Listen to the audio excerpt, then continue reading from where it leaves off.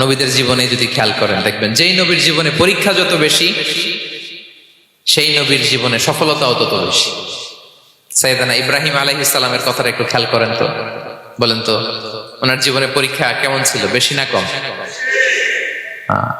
ওনার জীবনের পরীক্ষা থেকেই তো আমরা এই শব্দটা ব্যবহার করি, আমরা বলি অগ্নি পরীক্ষা। কি বলি? মানে আগুনে নিক্ষেপ করা হয়েছে সাইয়েদনা ইব্রাহিম আলাইহিস সালামকে, তাও স্বাভাবিকভাবে না, উলঙ্গ করে, নেকেট করে ওনাকে অপমানিত করবার জন্য ওনার গায়ের জামা কাপড় খুলে উলঙ্গ অবস্থায় আল্লাহর খলিল সাইয়েদনা ইব্রাহিম আলাইহিস সালামকে অগ্নিকুণ্ডে নিক্ষেপ করা হয়েছিল। এরকম এক্সপেরিয়েন্স এই অডিটোরিয়ামের ভেতরে আমাদের কখনো হয়েছে? তাইলে সাধারণ মানুষের জীবনের পরীক্ষা আর নবীদের জীবনের পরীক্ষার মধ্যে পার্থক্য আছে না নাই? ওই পরীক্ষায় উনি পাশ করে ফেললেন। 86 বছর পর্যন্ত আল্লাহর কাছে দোয়া করলেন, আল্লাহ আমাকে একটা নেককার সন্তান দাও। আল্লাহ সন্তান দেয় না। 86 বছর পরে আল্লাহ তাআলা সাইয়েদনা ইব্রাহিম আলাইহিস সালাম এবং হাজারের ঘরকে উজালা করে সন্তান দিলেন। সাইয়েদনা ইসমাঈল আলাইহিস সালাম পৃথিবীতে আসলেন কত বছর বয়সে? 86 বছর বয়সের এখানে কেউ আছেন? হ্যাঁ, আছি আমরা? কেউ নাই। 86 বছর বয়সে প্রথম সন্তান পেয়েছে। তাদের ঘরকে উজালা করে আল্লাহর নবী সাইয়েদনা ইসমাঈল আলাইহিস সালাম আসলেন। এবার আল্লাহ বললেন, যাও স্ত্রীকে আর এই কলিজার টুকরা সন্তানকে থাকো তো প্যালেস্টাইনে, প্যালেস্টাইন থেকে ১৫০০ কিলোমিটার দূর দ্য ব্যারেন ল্যান্ড, ওই মক্কার ধুধু মরু প্রান্তরে রেখে আসো, যেখানে কেউ নাই, মানুষ নাই, গাছ নাই, পাখি নাই, পানি নাই, যাও রেখে আসো। আচ্ছা বলেন তো, ৮৬ বছর পরে যে লোকটা সন্তান পেল, বুঝেছেন উত্তর দিয়েন, ৮৬ বছর পরে যে লোকটাকে আল্লাহ তাআলা সন্তান দিল, তার হৃদয়ে ওই সন্তানের জন্য মায়া বেশি না কম? এমনি তো আমাদের প্রথম সন্তানের হিস্ট্রিটা একটু খেয়াল করেন তো। প্রথম আমাদের যে মেয়ে হয়েছিল বা যাদের ছেলে হয়েছিল, তার প্রতি আদর, সোহাগ, দরদ, ভালোবাসা, আল্লাহ কত ছিল। আর ৮৬ বছর বয়স আল্লাহ তাআলা ওনাকে সন্তান দিলেন, দিয়ে বললেন যাও হাজারকে আর ইসমাঈলকে মক্কার ধুধুমরু প্রান্তরে রেখে আস। আল্লাহ তাআলা বলতে দেরি, চলে যেতে দেরি নাই, মুহূর্তে উনি রওনা হয়ে গেল। সুবহানাল্লাহ পড়বেন না? রেখে আসলেন মক্কার ধুধুমরু প্রান্তরে। এবার আল্লাহ বললেন, যাও রিটার্ন ব্যাক টু প্যালেস্টাইন, প্যালেস্টাইনে চলে যাও। চলে গেলেন, হৃদয়টা ভেঙে খান খান। অনেক বছর পরে আল্লাহ তাআলা আবার অনুমতি দিলেন, যাও এবার ছেলেকে দেখে আসতে পারো, যাও প্যালেস্টাইন থেকে আবার মক্কায় যাও। সাইয়েদনা ইব্রাহিম আলাইহিস সালাম প্যালেস্টাইন থেকে আবার ১৫০০ কিলোমিটার পথ পাড়ি দিয়ে, এখনকার মতো ফ্লাইটে যায় না, গাড়িতেও না, উটে করে। কিসে করে?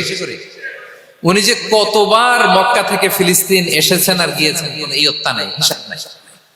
গেলেন, এবার ছেলেটা হাঁটতে পারে, দৌড়াতে পারে, একটু একটু কথা বলতে পারে, আব্বা আব্বু ডাকতে পারে।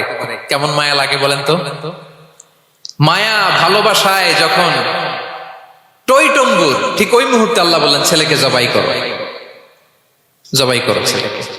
আল্লাহ তাআলা বলতে দেরি করেছেন, আল্লাহর আদেশ পালনে ১ সেকেন্ডও তিনি দেরি করেন নাই।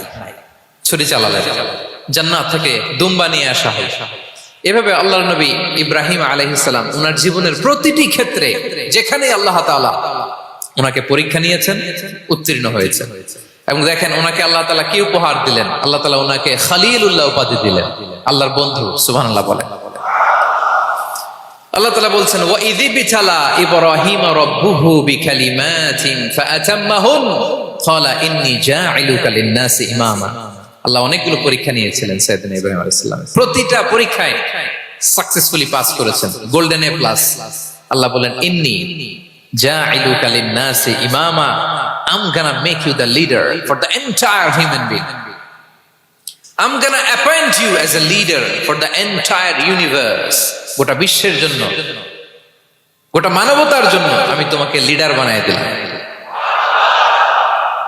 ইযামুল জাযাই মা'a ইযামিল বালা।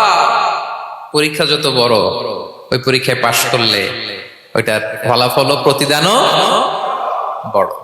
তাহলে দেখেন প্রিয় ভাইরা, সাইয়েদনা ইব্রাহিম আলাইহিস সালামের জীবনে পরীক্ষার কোনো শেষ ছিল না। আমি আপনি কোথায়? আল্লাহর খলিলের জীবনে যদি এত পরীক্ষা থাকতে পারে, আমি আপনি কোথায় বলেন তো? এবার বলেন, সাইয়েদনা মূসা আলাইহিস সালাম, ওনার জীবনে তো কোনো পরীক্ষা টরীক্ষার ছিল না। Go to box. হ্যাঁ, গুণে শেষ করতে পারবেন? জন্মটাই তো হয়েছে পরীক্ষার মধ্য দিয়ে। মিশরের ছেলে সন্তান হইলে ফেরাউন বলছে জবাই করো, ওনার মা এরকম সিন্ধুকে করে ভাসায় দিলেন নীল নদীতে। আল্লাহু আকবার, কি একটা রোমাঞ্চকর পরিস্থিতির মধ্য দিয়ে আল্লাহ তাআলা ওনাকে বাঁচালেন। সুবহানাল্লাহ, জন্মই হয়েছে পরীক্ষার মধ্যে দিয়ে। বড় হইলেন, ফেরাউনের ভয়ে দেশ ত্যাগ করলেন, মিশর থেকে মাদিয়ান।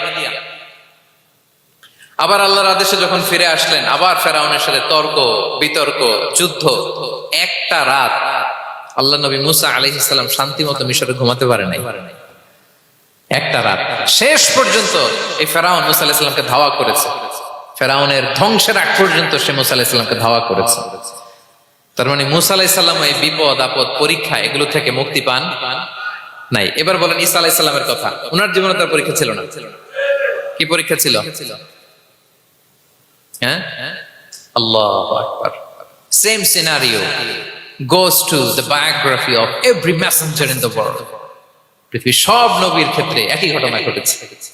সাইয়েদনা ঈসা আলাইহিস সালাম দাওয়াত যখন দিলেন, ওনার বিরোধিতা শুরু হলো, ওনাকে হত্যার ষড়যন্ত্র হলো। ইভেন কি ওনাকে মারার জন্য বনি ইসরাইলেরা উদ্ধত হলো, জানে বাঁচবার জন্য পালালেন। এক ঘরে ঢুকলেন, চারদিক দিয়ে ঘেরাও করলো, উনি দরজা জানালা লাগাই দিলেন। ওরা বললো একজন দরজা ভেঙে জানালা ভেঙে ভিতরে ঢুকো, ঢুকে দেখো বেটা ঈসা কি করে। একজন ভিতরে ঢুকছে, ঢুকার সাথে সাথে বল রাফাআহুল্লাহু ইলাইহি, আল্লাহ তাআলা ঈসা আলাইহিস সালামকে উপরে উঠায় নিলেন। আর যেই লোকটাকে তারা ভিতরে ঢুকালো, তার চেহারাকে আল্লাহ তাআলা ঈসা আলাইহিস সালামের চেহারার মতো করে দিলেন। এবার তার বাইরের সাথীরা বলে, ঘটনা কি বেটা, ঈসাও বেরোয় না, আমাদের লোকটাও বেরোয় না, সবাই ঢুক। দরজা ভেঙে ভেতরে ঢুকে দেখে ঈসা দাঁড়ায় আছে। বলেন তো এটা ঈসা না মিসা? এটা কি আসল ঈসা? ওমা ক্বাতালু ওমা সালাবু ওয়ালাকিন শুব্বিহা লাহুম। আল্লাহ বলে তোমরা আমার নবী ঈসাকে হত্যাও করতে পারো নাই, শুলেও চড়াতে পারো নাই, আমি সেফটি সিকিউরিটি দিয়ে আমার নবী ঈসা আলাইহিস সালামকে আকাশে তুলে নিয়েছি। তাহলে ওনার জীবনে পরীক্ষার শেষ ছিল না। এবার যদি আমরা বিশ্বনবী সাল্লাল্লাহু আলাইহি ওয়াসাল্লামের জীবনের দিকে তাকাই, ওনার জীবনটা দেখেন তো। আমাদের পেয়ারা নবী বিশ্বনবী মুহাম্মদুর রাসূলুল্লাহ সাল্লাল্লাহু আলাইহি ওয়াসাল্লাম, ওনার জীবনে কি স্ট্রাগল ছিল? স্ট্রাগল। মাক্কি জীবনের কথা যদি একটু খেয়াল করেন, দেখেন তো 3 বছর শিয়াবে আবি তালেবে জেল খেটেছেন, না খেয়েছিলেন। ওনার বংশের লোকেরা প্রথমে ছাগল খেয়েছে, ছাগলগুলো যখন শেষ, ছাগলের চামড়াগুলো শুকিয়ে ওইটা খাইছে। গাছের পাতা ছাল এগুলো খেয়ে খাবারের অভাবে বেহুশ হয়ে পড়ে থাকতো তারা, না খেয়ে। না খেয়ে কয়দিন ছিলেন আপনি? আমি কয়দিন ছিলাম না খেয়ে? মনেই তো পড়ে না, না খেয়েছিলাম কিনা কোনোদিন। এ হচ্ছে মাক্কি জীবন। মেন্টালি প্রেসার দেয়া হয়েছে। বিশ্বনবীর চাচা আবু লাহাব, তার 2 ছেলে উতবা আর উতাইবা, এদের সাথে বিয়ে দিয়েছিলেন 2 মেয়ের। যখন দাওয়াত দেওয়া শুরু করলেন, 2 মেয়েকে ডিভোর্স দিয়ে দিল। দেখেন, একটা বাবার জন্য প্রাপ্তবয়স্কা মেয়েকে যখন উঠায় নেয়ার আগে ডিভোর্স দেয়, তার মানসিক অবস্থাটা কেমন থাকে বলে? মেন্টালি প্রেসারাইজ করা হয়েছে, ফিজিক্যালি হ্যারাস করা হয়েছে। বিষ্ণু সাল্লাল্লাহু আলাইহি ওয়াসাল্লাম যখন নামাজে দাঁড়াতেন, উটের পচা নারী ভুঁড়ি বিষ্ণুনবীর কাঁধে চাপিয়ে দেওয়া হতো। আপনার জীবনে এরকম ঘটছে কখনো? আপনি নামাজ পড়তেছেন, উটের পচা নারী ভুঁড়ি আপনার কাঁধে চাপিয়ে দেওয়া হয়েছে। কয়দিন হয়েছে এরকম? কয়দিন হয়েছে? হ্যাঁ, তারপরে তো আলহামদুলিল্লাহ বেরোয় না মুখ দিয়ে। কেমন আছেন হুজুর কইেন না, বেশি একটা সুবিধার না, তাই না? বেশি একটা একটু মিলাবেন। কতটুকু পরীক্ষা আমরা দিয়েছি। তায়েফে গেলেন বিশ্বনবী, তায়েফে গেছিলেন জমির বায়না দিতে, তাই না?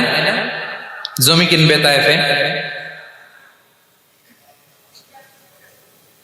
তায়েফবাসীদেরকে জাহান্নামের আগুন থেকে বাঁচাতে গিয়েছিলেন, নিজের জন্য না।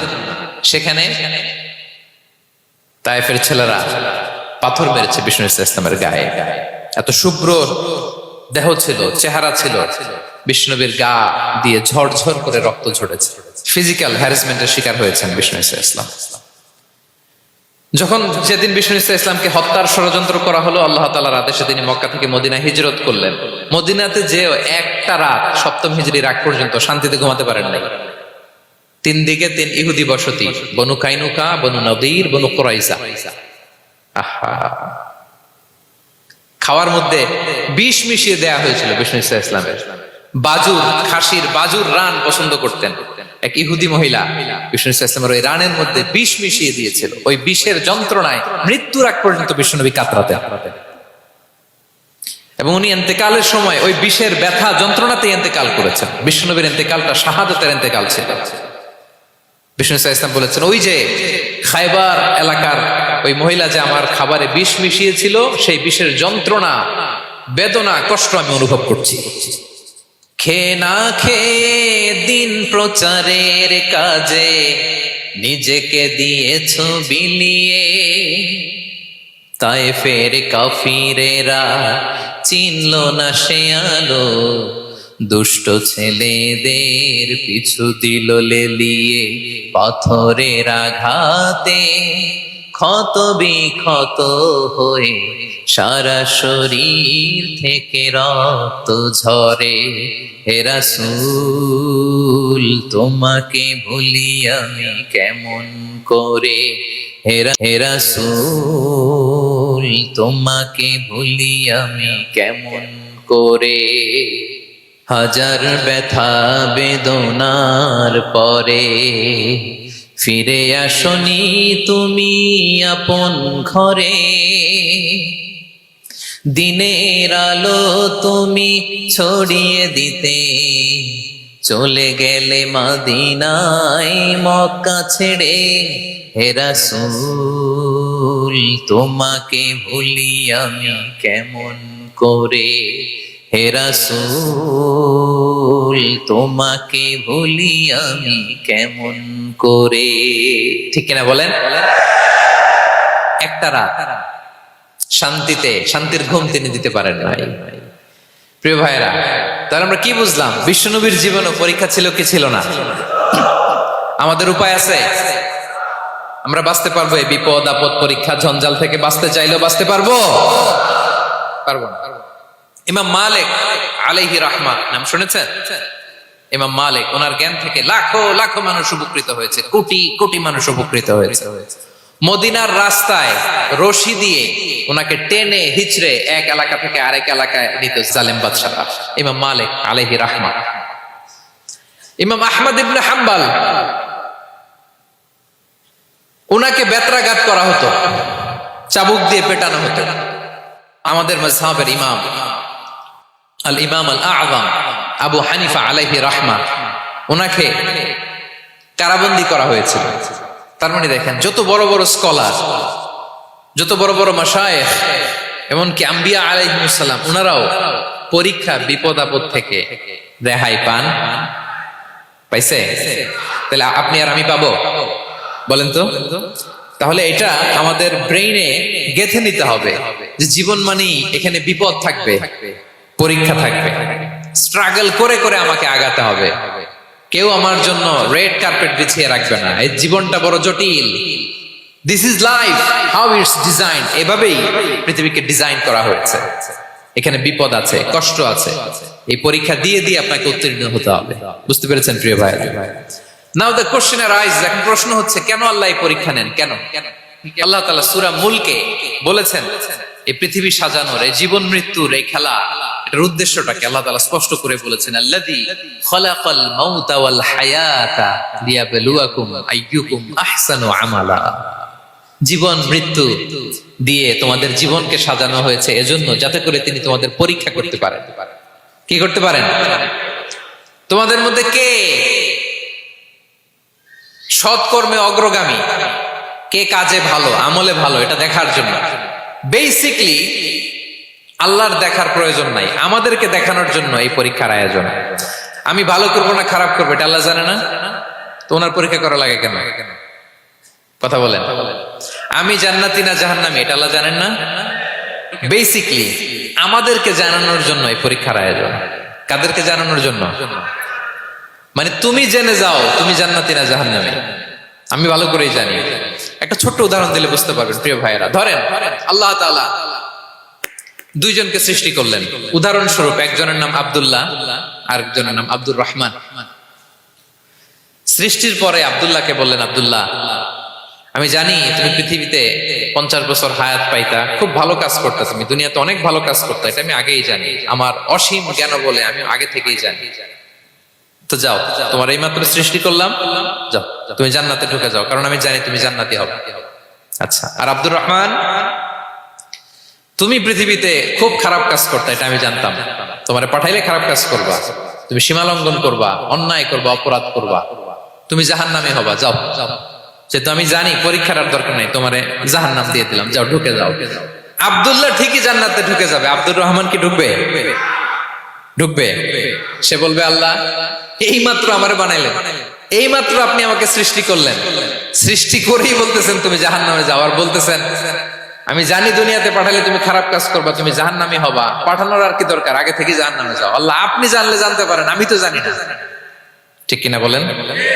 সে বলবে, না আল্লাহ, আপনি ভুল বলতেছেন, এই দুনিয়াতে পাঠাইলে আমি খুব ভালো কাজ করতাম, আমি সীমালঙ্ঘন করতাম না, নামাজ পড়তাম, রোজা রাখতাম, হজ করতাম, যাকাত দিতাম, সাদাকা করতাম, চ্যারিটি করতাম, জনকল্যাণকর সব ভালো কাজগুলো আল্লাহ আমি করতাম। এজন্য আল্লাহ তাআলা পরীক্ষার আয়োজন করেছেন, যাতে করে তুমি জেনে যাও যে পৃথিবীতে তুমি কি করেছো। এখন আর আল্লাহকে এক্সকিউজ দেওয়ার সুযোগ নেই। আচ্ছা বলেন তো, আবু জাহেলকে যদি আল্লাহ এখন কিয়ামতের দিন বলে, Abu Jahl go to the hell fire, Abu জাহেলের কিছু বলার সুযোগ আছে? কারণ ও দুনিয়াতে কি করে আসছে এটাও জানে না।